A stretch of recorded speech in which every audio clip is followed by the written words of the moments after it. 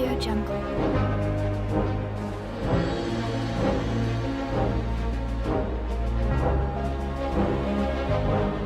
Audio Jungle. Audio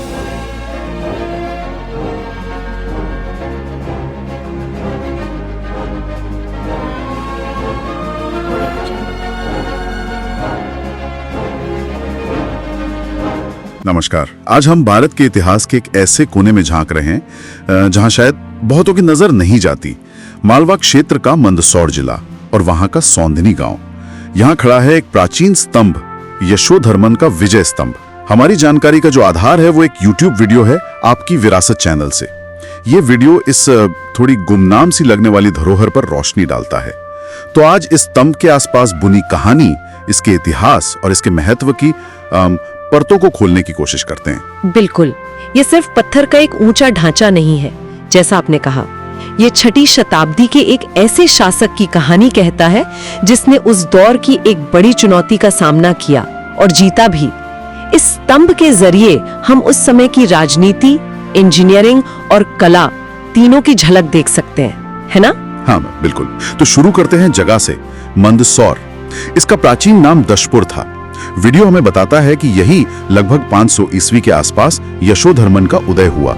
ये वो दौर था जब भारत के उत्तरी और पश्चिमी हिस्सों में बाहरी आक्रमणों का खतरा मंडरा रहा था। हाँ, 6ठी शताब्दी का मध्य भारत के लिए एक अहम दौर था। देखिए, गुप्त साम्राज्य का प्रभाव कम हो रहा था और कई क्षेत्रीय शक्तियां उभर रही थी। इसी उथल-पुथल के बीच हुणों का आक्रमण एक बड़ी चुनौती बन गया था। ये सिर्फ लुटेरे नहीं थे, बल्कि एक संगठित सैन्य शक्ति थे जिन्होंने मध्य एशिया से लेकर यूरोप और भारत तक अपना प्रभाव फैलाया था। और वीडियो के मुताबिक उस समय हुणों का नेतृत्व मिहिरकुल कर रहा था। क्या हुण वाकई अपने शक्तिशाली थे उस समय? मतलब ये मिहिरकुल अत्यंत शक्तिशाली। मिहिरकुल को तो कई समकालीन और बाद के स्रोतों में काफी क्रूर और विध्वंसक शासक बताया गया है। उनके आक्रमण केवल लूटपाट तक सीमित नहीं थे, वो सत्ता स्थापित करने की कोशिश कर रहे थे। उत्तर पश्चिम भारत के बड़े हिस्से पर उनका नियंत्रण भी हो गया था। ऐसे में यशोधर्मन का उनके सामने खड़ा होना और उन्हें हराना ये कोई छोटी बात नहीं थी। ये उस वक्त के शक्ति संतुलन को बदलने वाली घटना रही होगी, यकीनन। तो मतलब ये लड़ाई जो सौंधी गांव में हुई वो सिर्फ एक स्थानीय झड़प नहीं थी।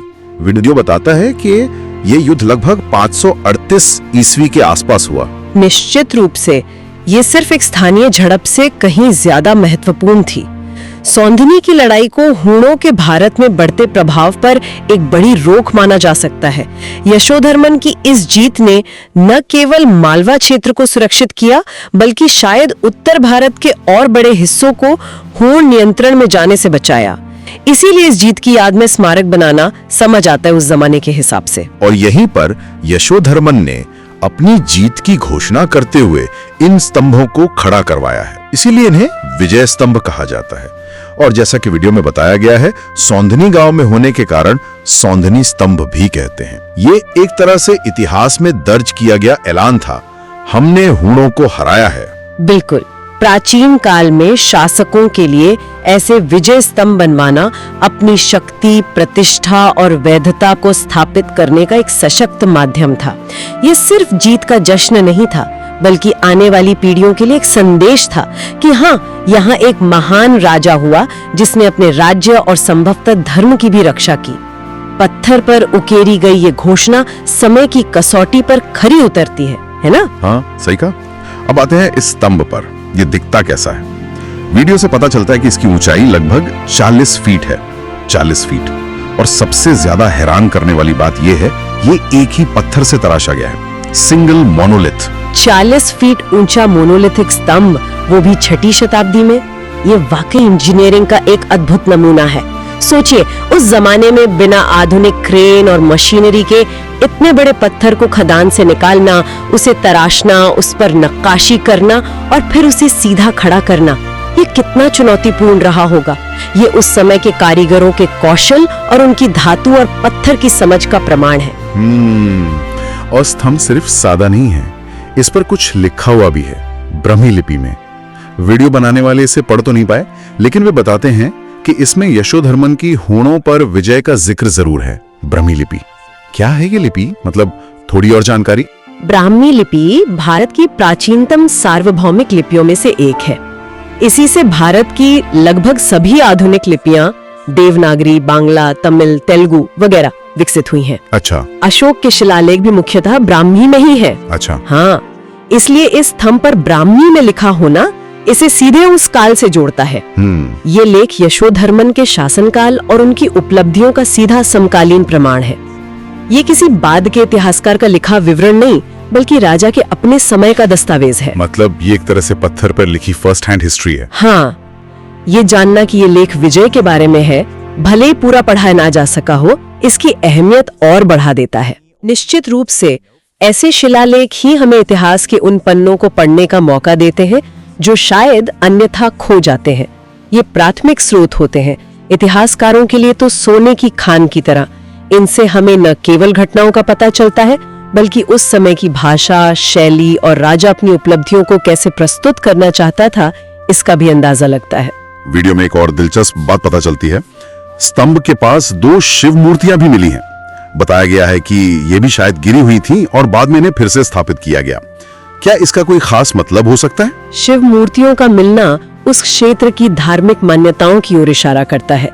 संभव है कि यशोधर्मन शैव मतानुयायी रहे हो, या फिर उस क्षेत्र में शैव धर्म का प्रमुख स्थान रहा हो। प्राचीन भारत में शासकों द्वारा अपने इष्ट देवी देवताओं के मंदिर बनवाना या मूर्तियां स्थापित करवाना आम बात थी, खासकर किसी बड़ी उपलब्धि के बाद कृतज्ञता ज्ञापित करने के लिए। इनका स्तंभ के पास मिलना शायद विजय और धार्मिक आस्था के जुड़ाव को दिखाता है। और ये स्थापित करने वाली बात, वीडियो एक चौंकाने वाली जानकारी देता है कि ये मुख्य विजय स्तंभ भी ज्यादा पुरानी बात नहीं, शायद सन 2000 या 2002 से पहले तक गिरा हुआ था। अच्छा, ये तो हाँ, स्थानीय लोगों के हवाले से बताया गया है कि इसे 2002 के आसपास फिर से खड़ा किया गया है, लेकिन वहां कोई आधिकारिक सूचना पट नहीं है, जैसे भारतीय पुरातत्व सर्वेक्षण मतलब ASI का बोर्ड, जो इसकी पुष्टि करे या इस बहाली के बारे में बताए। यह जानकारी बहुत महत्वपूर्ण है। एक तो ये कि इतना महत्वपूर्ण स्मारक इतने समय तक गिरा पड़ा रहा, ये हमारी धरोहरों के संरक्षण की स्थिति पर सवाल उठाता है। दूसरा, इसका पुनर्स्थापन भले ही स्थानीय प्रयासों से हुआ हो, एक अच्छी बात है, लेकिन आधिकारिक दस्तावेजीकरण और सूचना का अभाव चिंताजनक। वीडियो में पास ही में एक और स्तंभ दिखाया गया है जो अभी भी गिरा हुआ है, लेकिन इसके गिरे हुए हिस्सों में कुछ कमाल की चीज दिखती है, प्राचीन इंटरलॉकिंग तकनीक। वीडियो में साफ दिखता है कि कैसे पत्थर के एक टुकड़े में उभरा हुआ हिस्सा, जैसे कोई नॉब या टेनिन कहते हैं ना, बनाया गया है जो दूसरे टुकड़े में बने खांचे यानी मोटिस में फिट होता था। ऐसा लगता है जैसे पजल के टुकड़े हों। वीडियो बनाने वाले अंदाजा लगाते हैं कि शायद चूना पत्थर या किसी और जोड़ने वाले पदार्थ का भी इस्तेमाल होता होगा इन्हें और मजबूत करने के लिए। ये तो कमाल की इंजीनियरिंग है। हाँ, ये इंटरलॉकिंग तकनीक प्राचीन भारतीय वास्तुकला, खासकर पत्थर के काम में काफी प्रचलित थी। ये दर्शाती है कि उस समय के इंजीनियरों को न केवल सामग्री की समझ थी, बल्कि संरचनात्मक स्थिरता मतलब स्ट्रक्चरल स्टेबिलिटी के सिद्धांतों की भी गहरी जानकारी थी। बिना किसी आधुनिक वेल्डिंग या बोल्टिंग के केवल पत्थरों को आपस में फंसाकर इतनी विशाल और भारी संरचनाओं को खड़ा करना और उन्हें सदियों तक टिकाऊ बनाए रखना, ये उच्च स्तरीय इंजीनियरिंग कौशल का प्रमाण है। ये सिर्फ कारीगरी नहीं, ये विज्ञान और कला का संगम है। तो अगर हम यशोधर्मन और उनकी इस जीत के बारे में जानना चाहें तो हमारे पास क्या स्रोत है? वीडियो के मुताबिक एक तो यही विजय स्तंभ और इस पे लिखा लेख हो गया। हाँ, यह स्तंभ स्वयं एक प्राथमिक स्रोत है, और दूसरा महत्वपूर्ण स्रोत जिसका जिक्र वीडियो में भी है, वो मंदसौर से ही मिला एक और शिलालेख है। हालांकि वीडियो बताता है कि वो शिलालेख अब सौंधनी में नहीं है, बल्कि उसे ग्वालियर के किले में स्थित संग्रहालय में सुरक्षित रखा गया है। इन दोनों शिलालेखों को मिलाकर ही इतिहासकार यशोधर्मन की शासनकाल, उनके साम्राज्य के विस्तार और विशेष रूप से हुओं पर उनकी निर्णायक विजय की कहानी को रिकंस्ट्रक्ट करते हैं। यानी 2 पत्थर के टुकड़े, एक सौंधनी में खड़ा, दूसरा ग्वालियर में रखा हुआ, हमें 6वीं शताब्दी के एक बड़े नायक की कहानी सुना रहे हैं। बिल्कुल, ये शिलालेख महज पत्थर नहीं, ये इतिहास की आवाज है। ये हमें बताते हैं कि उस दौर में क्या हुआ था, सीधे उस समय के लोगों की जुबानी। तो कुल मिलाकर मंदसौर के पास सौंधनी गांव का ये विजय स्तंभ सिर्फ एक देखने लायक जगह नहीं है, ये 6वीं शताब्दी के भारत की एक झलक है। एक शक्तिशाली राजा यशोधर्मन का उदय हुओं जैसी दुर्जय शक्ति पर एक अहम जीत और उस जमाने की अद्भुत इंजीनियरिंग और कला का प्रदर्शन। सही कहा। ये स्तंभ हमें याद दिलाता है कि भारत का इतिहास सिर्फ बड़े शहरों या प्रसिद्ध राजवंशों तक ही सीमित नहीं है। कई महत्वपूर्ण घटनाएं और नायक ऐसे गुमनाम कोनों में अपनी छाप छोड़ गए हैं। ये स्तंभ विशेष रूप से खून खतरे के परिप्रेक्ष्य में भारतीय प्रतिरोध और विजय का दुर्लभ और महत्वपूर्ण भौतिक प्रमाण है। और ये सोचते हुए कि ये स्तंभ भी हाल तक गिरा हुआ था, मन में सवाल आता है, ऐसे और कितने ऐतिहासिक स्मारक, कितनी कहानियां हमारे देश में बिखरी पड़ी होंगी जिन्हें सहेजने और समझने की जरूरत है। ये एक बहुत जरूरी सवाल है। ये स्तंभ और इसके जैसे अन्य स्मारक सिर्फ अतीत की निशानियां नहीं है, वे हमारी सामूहिक स्मृति और पहचान का हिस्सा है। इनके संरक्षण और अध्ययन से हम न केवल अपने इतिहास को बेहतर ढंग से जान पाते हैं, बल्कि वर्तमान और भविष्य के लिए भी प्रेरणा ले सकते हैं। एक और बात जो मुझे सोचने पर मजबूर करती है, इन स्तंभों पर लिखे लेख। भले ही आज हम सब उन्हें आसानी से पढ़ ना सकें, लेकिन वे अतीत से सीधा संवाद करने का जरिया है। क्या तकनीक हमें भविष्य में इन संदेशों को और गहराई से समझने में मदद कर पाएगी? उम्मीद तो यही है। लिपि विज्ञान, डिजिटल इमेजिंग और आर्टिफिशियल इंटेलिजेंस जैसी तकनीकों से प्राचीन लेखों को पढ़ने और समझने में लगातार प्रगति हो रही है। शायद भविष्य में हम यशोधर्मन के शब्दों को और स्पष्ट रूप से सुन पाएं और उनकी कहानी को और बारीकी से जान पाएं। ये स्तंभ हमें याद दिलाता है कि इतिहास एक सतत खोज है। इस गहरी पड़ताल के लिए आज बस इतना ही।